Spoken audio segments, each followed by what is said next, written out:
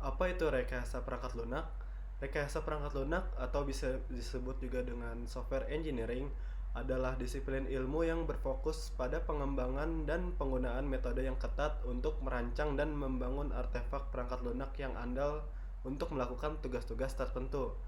Perlu diketahui, ada 15 knowledge area dalam software engineering berdasarkan dari Software Engineering Body of Knowledge versi 3.0 yang disusun oleh Institute of Electrical and Electronics Engineer Computer Society Professional and Educational Activities Board. 5 diantaranya adalah: yang pertama, ada software requirement. Tujuan dari software requirement adalah untuk memahami dan mendokumentasikan kebutuhan user dan sistem yang akan diimplementasikan dalam software. Yang kedua, ada software design. Tujuan dari software design ini adalah untuk merencanakan struktur dan arsitektur perangkat lunak berdasarkan kebutuhan yang telah ditetapkan. Yang ketiga, ada software construction. Tujuan dari software construction ini adalah untuk mengimplementasikan desain dari perangkat lunak ke dalam kode yang dapat dieksekusi oleh komputer. Yang keempat, ada software testing. Tujuan dari software testing adalah untuk memverifikasi apakah software berfungsi seperti yang diharapkan dan memastikan bahwa tidak ada bug atau kesalahan. Yang kelima, ada software maintenance.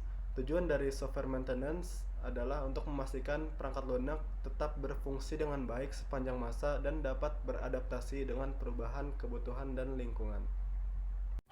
Di sini saya akan menjelaskan tentang peran rekayasa perangkat lunak.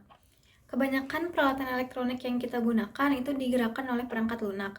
Juga perangkat lunak ada di semua disiplin ilmu. Dan tanpa adanya perangkat lunak, perangkat keras dalam komputer tidak akan bisa dioperasikan.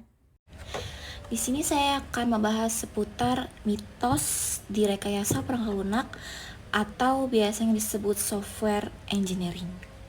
Mitos tidak hanya terdapat dalam cerita rakyat ataupun legenda. Di dalam dunia software engineering pun terdapat beberapa mitos yang saat ini masih kebanyakan orang yang percaya. Mitos-mitos tersebut dapat menyesatkan para programming dalam merekayasa atau mengembangkan sebuah software. Berikut merupakan beberapa contoh mitos software engineering. Yang pertama, rekayasa perangkat lunak hanyalah pengkodean. Yang kedua, rekayasa perangkat lunak itu mudah. Yang ketiga, rekayasa perangkat lunak adalah keterampilan teknis. Dan yang keempat, yang terakhir, rekayasa perangkat lunak adalah kegiatan soliter. Jenis-jenis perangkat lunak.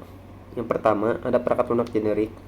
Perangkat lunak generik disebut juga sebagai software package atau off-the-shelf software.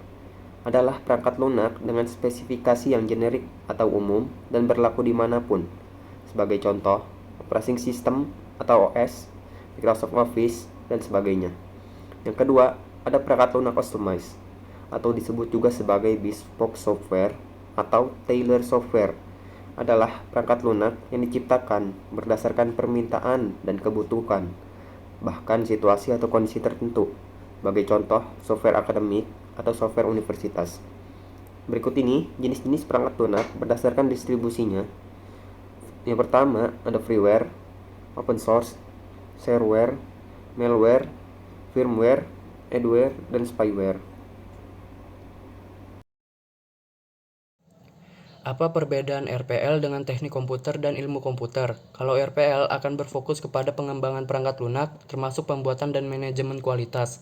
Kalau teknik komputer akan berfokus pada mewujudkan ilmu pengetahuan dan teknologi, membangun, mengimplementasikan, dan memelihara perangkat lunak maupun perangkat keras. Kalau di ilmu komputer akan melibatkan bahasa pemrograman, tapi akan berkonsentrasi pada data, transformasi data, dan algoritma.